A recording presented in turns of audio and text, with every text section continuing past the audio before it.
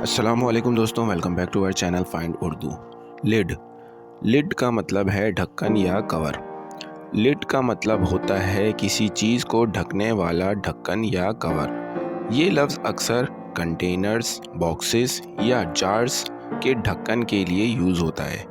ये चीज़ों को सिक्योर करने और उन्हें खुला रहने से बचाने के लिए यूज़ होता है। मेटाफोरिकली लिड का मतलब किसी चीज़ को छुपाना या कंट्रोल करना भी हो सकता है। Please put the lid on the jar after using it.